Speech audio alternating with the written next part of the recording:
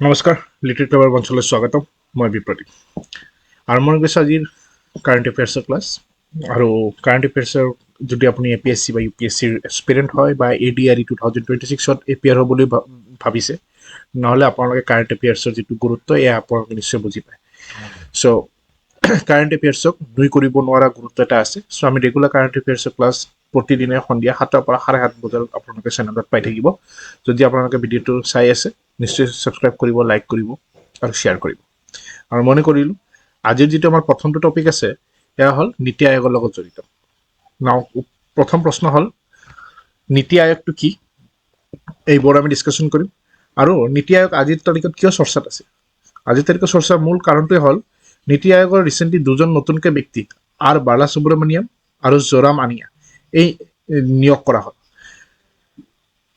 এই নিয়োগটো কিয় গুৰুত্বপূৰ্ণ চাওক প্ৰথম কথা হ'ল নীতি আয়োগ হ'ল ভাৰতবৰ্ষৰ থিংক টেংক ভাৰত চৰকাৰৰ থিংক টেংক যিয়ে নেকি ভাৰত চৰকাৰক বিভিন্ন কামত গুৰুত্বপূৰ্ণ অৱদান দিয়ে যেনিবা এডভাইজৰী বডি হিচাপে থাকে প্লাছ ৰাজ্য আৰু কেন্দ্ৰ আৰু ৰাজ্যসমূহৰ মাজত কোঅৰ্ডিনেশ্যনৰ কাম কৰে তো এই গুৰুত্বপূৰ্ণ এটা বডিত প্ৰথম উত্তৰ পূৰ্বাঞ্চলৰ কোনোবা এজন মহিলা জোৰা মানিয়া ডক্টৰ জোৰা মানিয়াই নিয়োগ লাভ কৰিছে যিয়ে নেকি এই অঞ্চলটোক কেন্দ্ৰীয় স্তৰত ৰিপ্ৰেজেণ্টেশ্যনটো আৰু বঢ়াই দিয়ে তো ইয়াৰ চৰ্চাৰ মূল কাৰণটোৱে হ'ল ডক্টৰ জোৰা মানিয়া উত্তৰ পূৰ্বাঞ্চলৰ পৰা নিয়োগ লাভ কৰা ভাৰতৰ প্ৰথমগৰাকী মহিলা যিয়ে নেকি নীতি আয়োগৰ দৰে গুৰুত্বপূৰ্ণ এটা বডিত নিয়োগ লাভ কৰিছে এতিয়া চাওক নীতি আয়োগৰ বিষয়েও আমাৰ অলপ জানিবলগীয়া আছে যেহেতু নীতি আয়োগ আজিৰ তাৰিখত চৰ্চাৰ বিষয় হৈ আছে তো নীতি আয়োগৰ ওপৰতো প্ৰশ্ন সোধাৰ ডাইৰেক্ট চান্সেছ এটা থাকি যায় চ' নীতি আয়োগটোনো কি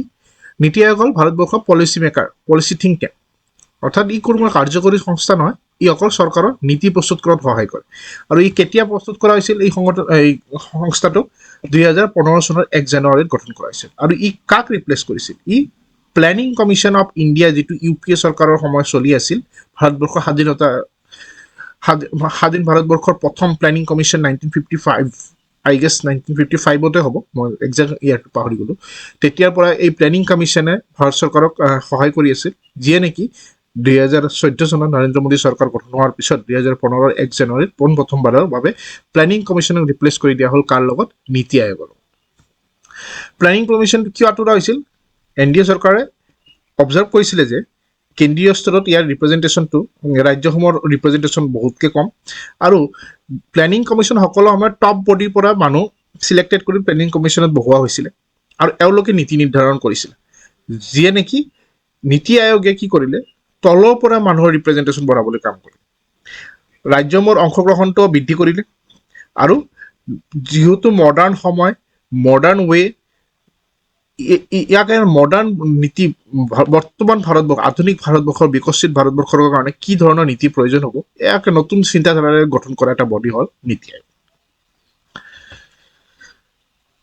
ষ্ট্ৰাকচাৰটো কি আছিল নীতি আয়োগৰ যি চেয়াৰপাৰ্চন হয় ই সকলো ভাৰতবৰ্ষৰ প্ৰধানমন্ত্ৰী থাকিব বৰ্তমান চেয়াৰপাৰ্চন আমাৰ ভাৰতবৰ্ষৰ প্ৰধানমন্ত্ৰী নৰেন্দ্ৰ মোদী ডাঙৰীয়া ইয়াৰ গভাৰ্ণিং কাউন্সিলত কোন থাকে সকলোবোৰ ৰাজ্যৰ মুখ্যমন্ত্ৰী থাকিব আৰু UTৰ union territory LG lieutenant governor দিল্লীৰ lieutenant governor Puducherry lieutenant governor যিবোৰ আমাৰ ইউনিয়ন টেৰিটৰী আছে এওঁলোকৰ LG আৰু ৰাজ্যবোৰৰ মুখ্যমন্ত্ৰী আৰু ভাইচ চেয়াৰপাৰ্চন কোন থাকে ভাইচ চেয়াৰপাৰ্চনক প্ৰধানমন্ত্ৰী নিজে নিযুক্তি কৰে আৰু ফুল টাইম মেম্বাৰ হিচাপে বিশেষ ভাৰতবৰ্ষৰ কিছুমান বিশেষজ্ঞ ব্যক্তি থাকে এওঁলোকক নিয়োগ কৰা যেনে আমাৰ ডক্টৰ জোৰা মানিয়াক নিয়োগ কৰা হয় আৰু CEO প্ৰধানমন্ত্ৰীয়ে নিযুক্তি কৰে ইয়াৰ উদ্দেশ্যটো কি আছিলে কোঅপাৰেটিভ ফেডাৰেলিজম ভাৰতবৰ্ষৰ ফেডাৰেলিজম ষ্ট্ৰাকচাৰটোক আৰু শক্তিশালী কৰি তোলা ভাৰতবৰ্ষত যিটো ফেডাৰেলিজম আছে ৰাজ্য আৰু কেন্দ্ৰৰ মাজত সম্পৰ্ক ৰাজ্য আৰু ৰাজ্যৰ মাজত কম্পিটিটিভনেছ ইয়াকো বঢ়াই তোলা ৰাজ্যসমূহ নিজৰ মাজতে প্ৰতিযোগিতা কৰে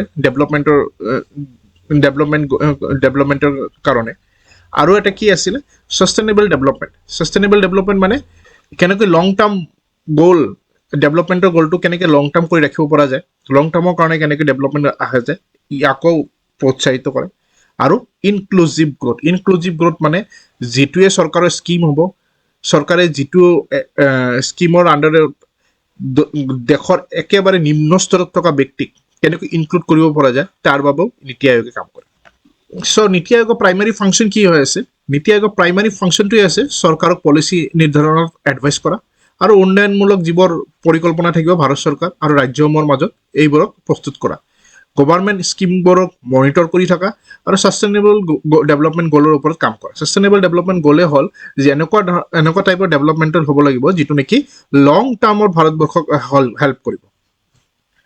ৰাজ্যসমূহক টেকনিকেল ছাপৰ্টো দি থাকে।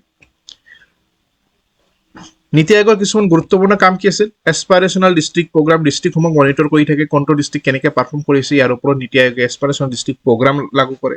বছৰত এটা টপ পাৰফৰ্মিং ডিষ্ট্ৰিক্ট হিচাপে এৱাৰ্ডেড কৰা হয়। অটল ইনোভেশ্যন মিছন নীতি আয়োগৰ আন এটা গুৰুত্বপূৰ্ণ স্কিম হয়। ছাষ্টেইনেবল ডেভেলপমেণ্ট ইণ্ডেক্স অলৰেডি মই ডিছকাশ্যন কৰিলোঁ। আৰু ইণ্ডিয়া ইনোভেশ্যনৰ ক্ষেত্ৰতো ইণ্ডিয়া কেনেদৰে আগবাঢ়িছে ইয়াকো মনিটৰ কৰাৰ মূল কাৰণ মনিটৰ কৰে আৰু ইয়াক ৰিৱাৰ্ডো কৰে সময়ে সময়ে কোনে? নীতি আয়োগৰ দ্বাৰা। Cooperative versus competitive federalism. Cooperative মানে ৰাজ্যসমূহ আৰু ৰাজ্য আৰু কেন্দ্ৰৰ মাজত কেনেকৈ কোঅপাৰেশ্যন চলি আছে, আৰু কম্পিটিটিভ মানে ৰাজ্যসমূহ নিজৰ মাজত কেনেকৈ কম্পিটিশ্যনত আগবাঢ়ি যাব, ইয়াৰ বাবেও নীতি আয়োগে নীতি নিৰ্ধাৰণ কৰি থাকে।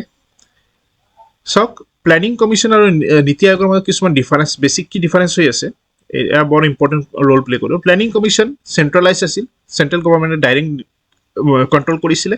আৰু নীতি আয়োগটো কি আছিল? ইয়াতে জাষ্ট থিংক টেংক, ই এডভাইচ কৰিব। ফাণ্ড, প্লেনিং কমিশ্যনৰ নিজে এটা ফাণ্ড আছিল, নীতি আয়োগৰ কোনো নিজস্ব ফাণ্ড নাই। আৰু প্লেনিং কমিশ্যনৰ যিটো এপ্ৰ'চ আছিল টপ ডাউন, ওপৰৰ পৰা হৈ আহে, যিবোৰে নীতি নিৰ্ধাৰণ কৰিছিল ই ওপৰৰ পৰা হৈ আহে, আৰু নীতি আয়োগৰটো কি তলৰ পৰা হৈ উঠে। ফ্লেক্সিবিলিটি প্লেনিং কমিশ্যনত কমকৈ আছিল আৰু নীতি আয়োগত বেছিকৈ আছে।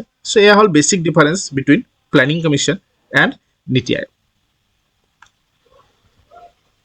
ইয়াৰ কিছুমান ক্ৰিটিচিজমো হয়। ক্ৰিটিচিজম বুলি কওঁতে ইয়াৰ জাষ্ট খালি আজিৰ তাৰিখত নীতি আয়োগ অকল এডভাইজৰী বডি হিচাপে কাম কৰি আছে, য'ত নেকি আগত প্লেনিং কমিশ্যন গভৰ্ণমেণ্টৰ দ্বাৰা ডাইৰেক্ট পৰিচালনা হৈছে আৰু এডভাইজৰী বডিতকৈ বহুত ঊৰ্ধত উঠি কাম কৰিছিল। যিবোৰ প্লেন কৰা হৈছিল, যিবোৰ স্কিম লোৱা হৈছিল, যিবোৰ গ'ল ছেট কৰা হৈছিল, ইয়াক লাগু কৰোঁতে প্লেনিং কমিশ্যনৰ এটা ভূমিকা আছিল, য'ত নেকি নীতি আয়োগৰ এনেকুৱা কোনো ভূমিকা আজিৰ তাৰিখত দেখা পোৱা নাযায়।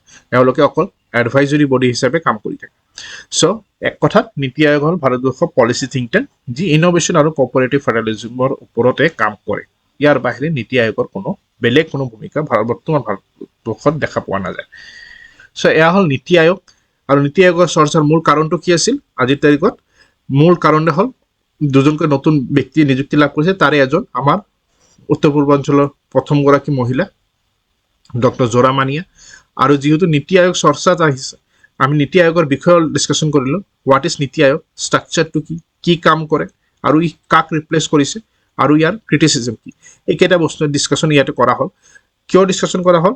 নীতি আয়োগ যদি চৰ্চাত আছে, আপুনি APSC বা UPSC এক্সামত চাব, নীতি আয়োগৰ ওপৰত এটা কুৱেশ্যন অহাৰ সম্ভাৱনা থাকি যায়। আৰু প্ৰিভিয়াছ ইয়াৰ নীতি আয়োগৰ ওপৰত কুৱেশ্যন আহিছে। আপোনালোকে যদি কুৱেশ্যন নীতি আয়োগৰ ওপৰত চাব বিচাৰিছে, আমাৰ টেলিগ্ৰাম চেনেল যিটো লিংক দিয়া আছে ডেছক্ৰিপশ্যনত, তাক জইন কৰিব। তাতে আমি ৰেগুলাৰ যিবোৰ টপিক ইয়াতে ডিছকাশ্যন কৰা হয়, ইয়াৰ PDF along with specific notes plus MCQ, previous ইয়াৰত MCQ হ'ব বা প্ৰবাবল MCQ, এইবোৰক শ্বেয়াৰ কৰি থাকোঁ আৰু আমাৰ ডে টু ডে আপডেটবোৰো পাই থাকিব। আপোনালোকে যদি চেনেলটো চাই আছে, নিশ্চয় আমাৰ ডেছক্ৰিপশ্যনত যাই টেলিগ্ৰাম চেনেল লিংক জইন কৰিব, বা আমাৰ হোৱাটছএপ চেনেলৰ লিংকো দিয়া আছে, তাতো আপুনি জইন কৰি আমাৰ আপডেটবোৰ চাই থাকিব পাৰে। আগবাঢ়িলোঁ নেক্সট টপিকলৈ। নেক্সট টপিক হ'ল এছিয়াৰ university ranking. Times Higher Education Asia university ৰেংকিঙত 2026 টাইমছ হায়াৰ এডুকেশ্যনে এছিয়াৰ টপ মষ্ট ইউনিভাৰ্চিটিবোৰ ৰেংক কৰিলে। এই ৰেংকিঙত ভাৰতবৰ্ষৰ আটাইতকৈ পাৰফৰ্মিং ইনষ্টিটিউট কোন আছে? ইণ্ডিয়ান ইনষ্টিটিউট অফ ছায়েন্স, ভাৰতবৰ্ষৰ শ্ৰেষ্ঠ সংস্থা। এই ৰেংকিং অনুসৰি ভাৰতবৰ্ষত চাব, এছিয়ান টপ ইউনিভাৰ্চিটি ৰেংকিঙত ভাৰতবৰ্ষৰ আটাইতকৈ বেছি ইউনিভাৰ্চিটিয়ে স্থান লাভ কৰিছে, যদিও টপ 5 ইউনিভাৰ্চিটি ৰেংকিঙত আমাৰ ভাৰতবৰ্ষৰ কোনো ইউনিভাৰ্চিটিয়ে স্থান পোৱা নাই। চ' কি হাইলাইট হোৱাট? আমাৰ ইণ্ডিয়ান ইনষ্টিটিউট অফ ছায়েন্স ভাৰতবৰ্ষৰ বেংগালুৰুত থকা এওঁ এছিয়াৰ ভিতৰত 43 নম্বৰ স্থান লাভ কৰিছে, যদিও আগৰবাৰ তেখেতৰ স্থান আছিল 38, এইবাৰ 38ৰ পৰা শ্লিপ কৰি এই ইনষ্টিটিউটে 43 নম্বৰ স্থান লাভ কৰিছে। ভাৰতৰ মুঠ 128টা প্ৰতিষ্ঠান এই ৰেংকিঙত আছে। আৰু ইয়াৰ পিছতে জাপান আৰু চীনৰ নাম আহে কিন্তু মন কৰিবলগীয়া বিষয় হ'ল এই এছিয়ান ৰেংকিং ইউনিভাৰ্চিটি ৰেংকিঙত টপ 5ত আমাৰ ভাৰতবৰ্ষৰ এটাও ইনষ্টিটিউট ভাৰতবৰ্ষৰ কোনবোৰ ইনষ্টিটিউট টপ ৰেংকিঙত কৰি আছে Indian institute of science Sabita Institute of Medical and Technical Science, Indian Institute of Technology Indore, IIT Indore, Salon University of Biotechnology and Management Science, and Jamia Millia University. এইবোৰ হ'ল ভাৰতবৰ্ষৰ top performing university যদিও top 5 university কোন হৈ আছে চীন আৰু ছিংগাপুৰৰ পৰা সিংগুৱা University Peking University National University of Singapore Nanyang Technological University আৰু ইউনিভাৰ্চিটি অফ টকিঅ' মেইনলি চীন ছিংগাপুৰ আৰু জাপানৰ পৰাই টপ 5 এছিয়াৰ ভিতৰত ইউনিভাৰ্চিটি ৰেংক কৰি আছে মেথডলজি কি ৰেংকিঙৰ ক্ষেত্ৰত কি এই সংস্থাটোৱে কি বস্তু অবজাৰ্ভ কৰে ফাৰ্ষ্ট এই ইউনিভাৰ্চিটিবোৰত হৈ থকা ৰিচাৰ্চৰ কোৱালিটিটো কেনেকুৱা আৰু ইয়াৰ ইণ্টাৰনেশ্যনেল আউটলুক আন্তঃৰাষ্ট্ৰীয় সহযোগিতাটো কেনেকুৱা এই দুটা বস্তুৰ ওপৰত মেইনলি গুৰুত্ব আৰোপ কৰিয়ে আমাৰ ইউনিভাৰ্চিটি ৰেংকিঙৰ যিটো তালিকা এয়া প্ৰস্তুত কৰা হয় ইয়াৰ ওপৰত এটা আমি কুৱেশ্যন চাওঁ most probable বৰ ইণ্টাৰেষ্টিং কুৱেশ্যন আপোনালোকে কমেণ্ট যদি চাই আছে কমেণ্ট ছেকশ্যনত নিশ্চয় এনচাৰ কৰিব কি কুৱেশ্যনটো কৈছে with reference to the Asian university ranking 2026 released by Times Higher Education consider the following statement আমি অলপ আগতে যিটো কৰিলোঁ তাৰ ওপৰতে India has the largest number of rank institution in Asia China has the highest number of ranked institutions in Asia. Japan ranks second after India in terms of number of institutions. এতিয়া ক'লে which of the following three statement is correct? 1 আৰু 3, 1, 2 and 3, 1, 2 and 3. আপোনালোকে যদি চাই আছে comment ছেকশ্যনত নিশ্চয় answer কৰিব যদি কাৰেক্ট এনচাৰ হয় আমি নিশ্চয় তাতে আমি লাইক এটা থাকিব আমাৰ পৰা চ' আগবাঢ়িলোঁ নেক্সট টপিক লৈ এইটোৰ এনচাৰটো মই আপোনালোকৰ ওপৰত এৰিলোঁ নেক্সট আমাৰ স্পেচ টেক ষ্টাৰ্টআপ গেলেক্সি আইৰ চৰ্চা গেলেক্সি আই কি কৰিলে ভাৰতবৰ্ষৰ প্ৰথমটো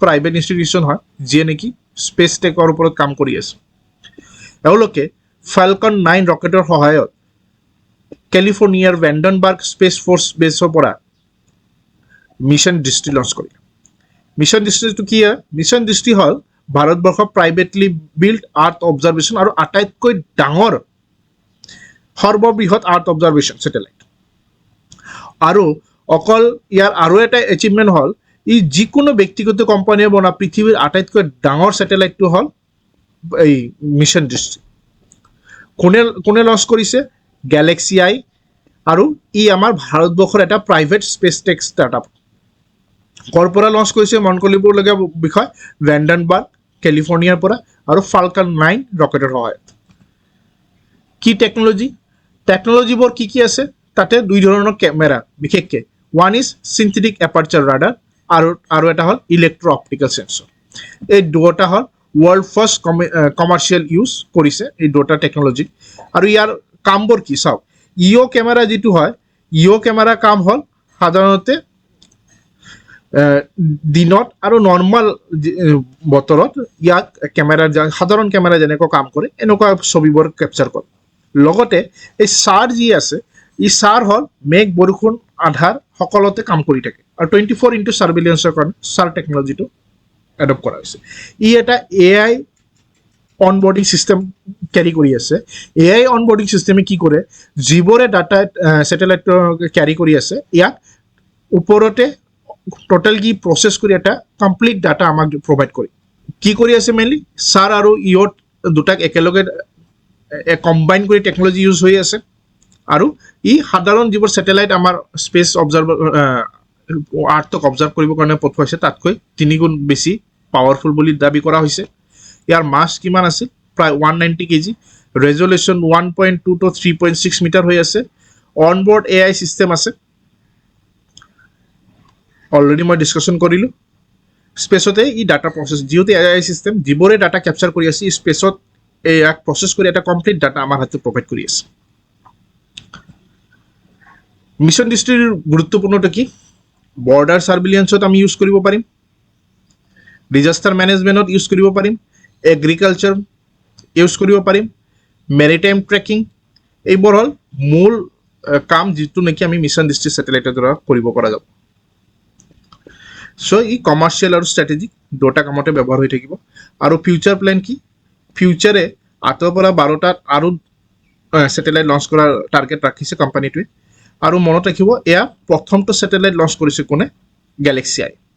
আৰু ইয়াৰ সময়সীমা কিমান? 2029লৈকে চিলেক্ট কৰিছে। 2029 8ৰ পৰা 12টা ছেটেলাইট আৰু লঞ্চ কৰিব, যিয়ে নেকি আমাৰ বহুত কমাৰ্চিয়েল আৰু ষ্ট্ৰেটেজিক দুয়োটা কামতে হেল্পফুল হৈ যায়। চ' আজিৰ এই ভিডিঅ'টো আমি ইয়াতে সামৰিলোঁ। আপোনালোকে যদি চেনেলটো ভাল পাইছে তেনে নিশ্চয় লাইক, শ্বেয়াৰ, ছাবস্ক্ৰাইব কৰিব। Thank you. দেখা হ'ব পৰৱৰ্তী ভিডিঅ'ত।